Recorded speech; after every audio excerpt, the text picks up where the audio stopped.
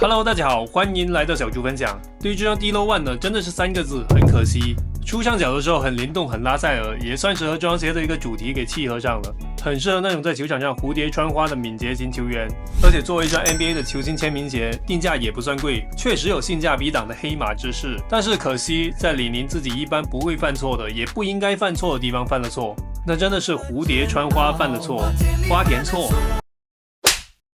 那接下来我就给大家详细的聊一下这双拉塞尔一代。如果你正打算入手它，强烈建议你先看完这个视频再决定。那首先我们先看一下这双鞋的基本信息数据。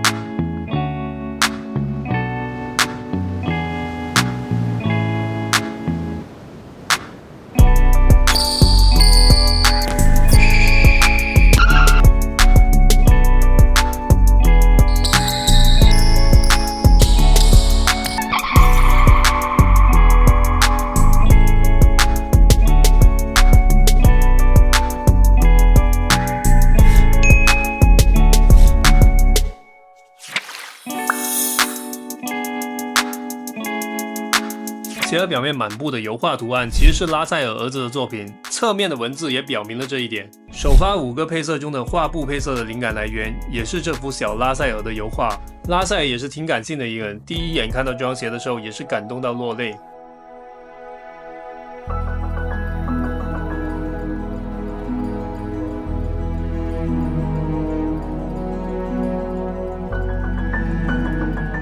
鞋的背面写的是拉塞尔的经典庆祝动作 Ice in my veins， 冷血杀手。同时拉塞尔还是一个非常浪漫的家伙，因为鞋盖的前言用立陶宛语写了一句 Aš tave myliu， 是立陶宛语我爱你的意思。大家学到了吧？以后追立陶宛女孩子的时候就可以用得上了。那写上立陶宛语的表白是因为拉塞尔的女朋友是立陶宛人，他之前甚至还表明过愿意被规划为立陶宛国家队的球员，替立陶宛出战国际赛事。然后鞋盒上方就做了一个拉塞尔 logo 形状的镂空，可以隐约看到里面的内衬纸。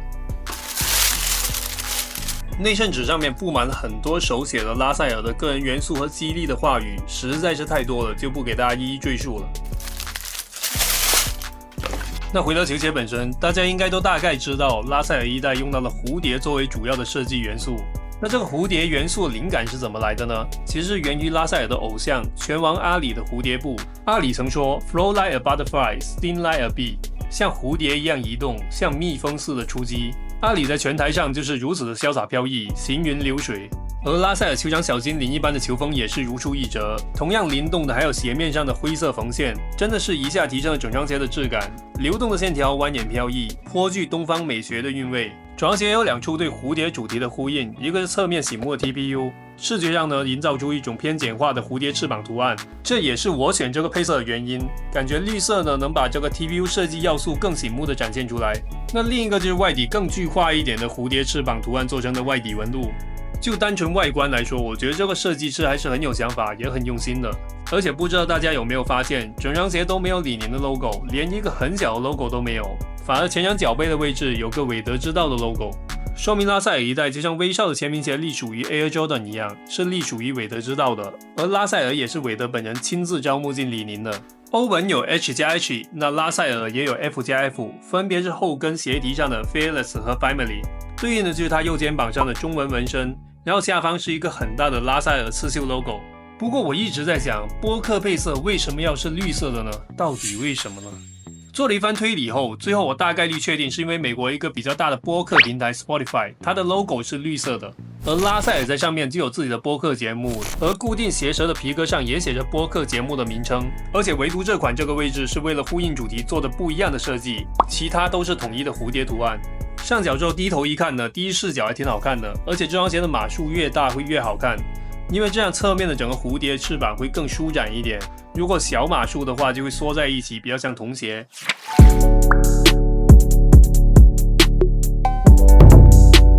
首先防侧翻做的特别好，整个前掌内外侧都是全包边的状态，外侧更是用 TPU 和外底橡胶叠加的一个 L 型支撑，而且外底这块橡胶也是特别厚实，强度有保证。同时也是在防侧翻的关键位置做了额外的一点外扩，这样鞋面关键部位的热塑加固也是恰到好处。热塑材料厚实不说，还细节加了一些不太明显的加强筋，来弥补鞋面本身材料强度比较弱的问题。因此防侧翻真的是非常出色的，变向急停很干脆，随停随走，能感觉到车辆充足的支撑感。另外一个强烈的感受就是很灵活，整双鞋的外底都是弧形的边缘，鞋头两侧也是做了向下内收的设计。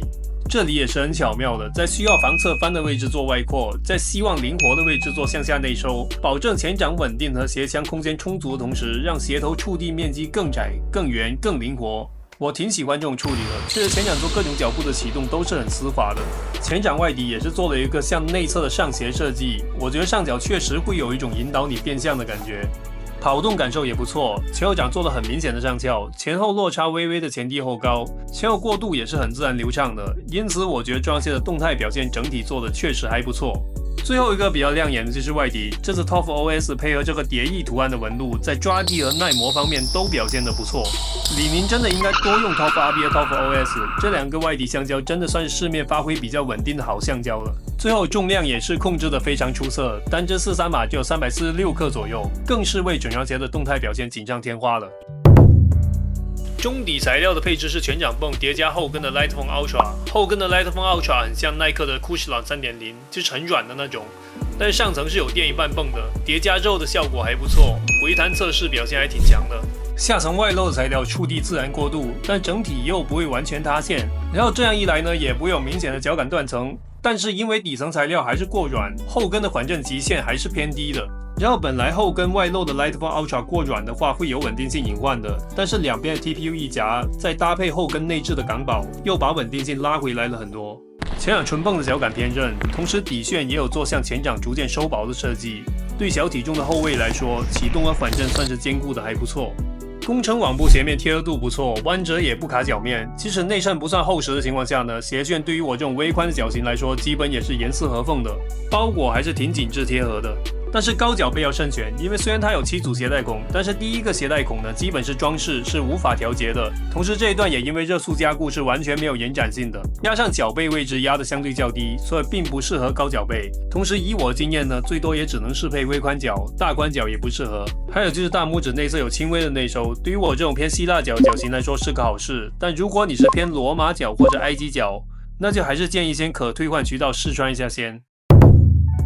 老实说，毕竟我也穿过不少的球鞋，还没有入手前，我一看到这个拆解图就已经开始担心了。我觉得中段应该是少了一块抗扭片的，但也不是绝对，我依旧保留一丝希望。只要内侧这块材料足弓位置的强度足够高、足够硬，那左右两块 TPU 组合起来强度也还是足够的。如果中段要做这种内侧大面积凌空的设计，及格的球鞋下面承托的材料强度一定要足够高，像科8、科4、科5用的都是碳板。整个足弓内侧是被撑起来的，还有最近新出的 B3 6.0 Pro， 这些虽然我没穿过，但是也是内侧悬空的设计，用的也是碳板，起码看起来呢会更加合理一些。那回到这双拉塞尔一代，很可惜中底垫底的 TPU 材料强度是非常低的，用手就能按出形变，这绝对是不合格的，直接导致出现了下面几个问题。首先是弯折时力的释放点，前掌的底旋配合前翘的设计，弯折的流畅度虽然一定程度的掩盖了这个问题，但是仔细感受呢，还是能感受到弯折时一部分的力在中足释放，然后这个位置也会变得不是很贴合脚底。当然这个问题并不明显，可能在长期的穿着下才会引发足底筋膜炎等问题。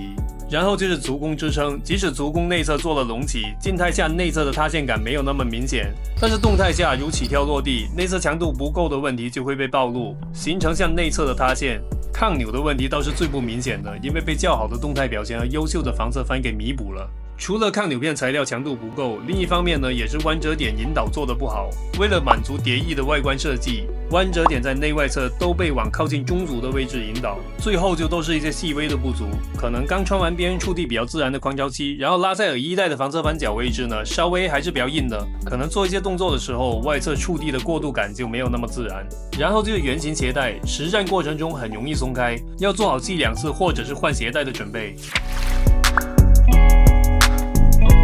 最后做一下总结，就还是可惜2个字。中段强度的问题解决了，真的是会提升一个层次。目前这种情况下，我即使自己会继续穿，也不会推荐给你们了。特别是低足弓扁平足的朋友要慎选。虽然我觉得人也没有那么脆弱，但是现在选择也很多。我把实际的感受说出来之后，大家听完还是要自己斟酌。那这一期节目就到尾声了。如果你们喜欢本期节目的话，别忘了点赞关注。感谢你们的收看，我们下一期再见。